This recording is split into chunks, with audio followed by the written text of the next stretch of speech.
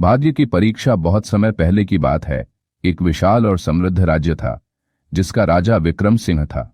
यह राज्य अपनी संपन्नता और वैभव के लिए दूर दूर तक प्रसिद्ध था। यहाँ की धरती सोना उगलती थी, नदियां मीठे जल से भरी रहती थीं और खेतों में हरियाली की चादर बिछी रहती थी। राज्य की प्रजा भी अपने राजा को अत्यंत शक्तिशाली मानती थी, क्योंकि उसने अनेक युद्धों में जीत हासिल की थी और अपने राज्य को सुरक्षित रखा था। लेकिन राजा विक्रम सिंह में एक बहुत बड़ी कमी थी। वह अत्यधिक अभिमानी था। उसे अपनी शक्ति, संपत्ति और भाग्य पर इतना गर्व था कि वह किसी की सलाह को महत्व नहीं देता था। उसके चेहरे पर हमेशा गर्व और अहंकार की झलक दिखाई देती थी। उसकी मूछें अकड़ में तनी रहती और उसकी हर बात में उसका अहंकार झलकता था। राजा का अभिमान राजा विक्रम सिंह को विश्वास था कि उसका भाग्य ही उसे हर युद्ध में विजयी बनाता है। वह यह मानता था कि केवल उसका सौभाग्य ही उसे महान बना रहा है और उसे किसी के परिश्रम की आवश्यकता नहीं है।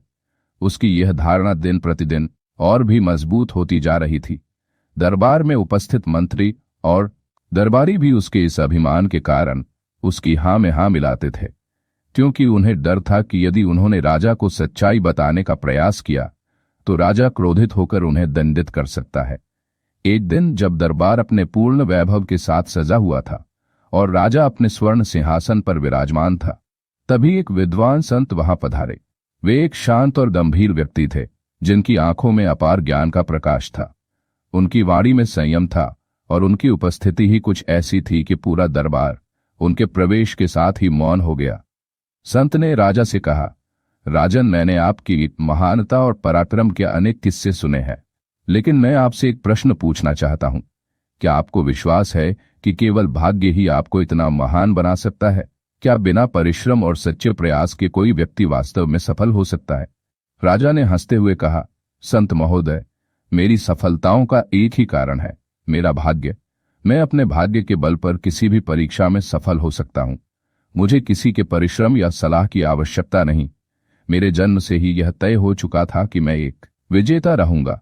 संत ने मुस्कुराते हुए कहा, यदि ऐसा है तो मैं आपके भाग्य की परीक्षा लेना चाहता हूं। क्या आप इस परीक्षा के लिए तैयार हैं? राजा विक्रम सिंह को यह सुनकर उत्सुकता हुई। उसे विश्वास था कि वह किसी भी परीक्षा को पार कर सकता है। उसने गर्व से सिर हिलाया और चुनौती स्वीकार कर ली।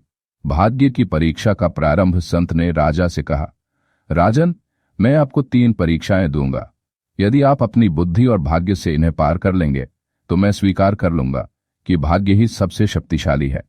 लेकिन यदि आप असफल हुए तो आपको यह स्वीकार करना होगा कि केवल भाग्य से कुछ नहीं होता। राजा ने पूरे आत्मविश्वास के साथ कहा, मुझे आपकी परीक्षाओं का कोई भय नहीं है। मैं निश्चित रूप से इन परीक्षाओं में सफल होऊंगा।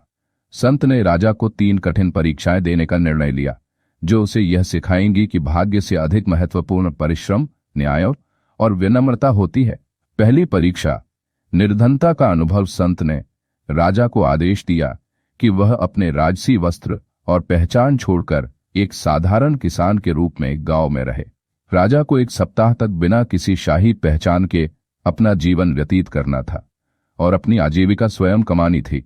राजा ने सोचा कि यह कार्य अत्यंत सरल होगा, लेकिन जब वह गांव पहुंचा तो उसे कठोर वास्तविकता का सामना करना पड़ा। उसे बिना किसी परिचय और धन के कोई भी व्यक्ति महत्व नहीं दे रहा था। जब उसने खेतों में काम मानने का प्रयास किया तो किसी ने उसे स्वीकार नहीं किया, क्योंकि उसके पास खेती करने का कोई अनुभव नहीं था। भूख से व्याकुल होकर उसने गांव के कुछ लोगों से भोजन मांगा, लेकिन किसी ने उसे कुछ भी नहीं दिया।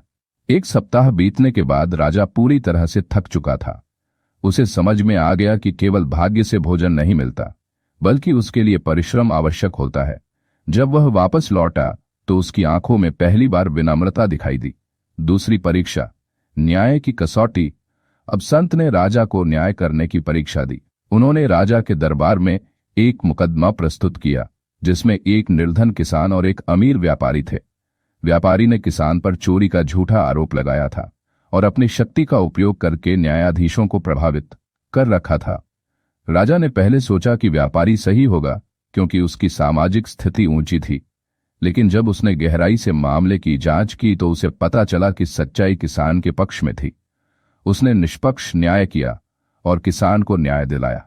राजा को अब एहसास हुआ कि केवल भाग्य नहीं, बल्कि सही निर्णय और निष्पक्षता से ही सच्चा शासन चलता है। तीसरी परीक्षा, अहंकार का परित्याग। संत ने राजा को अंतिम परीक्षा दी।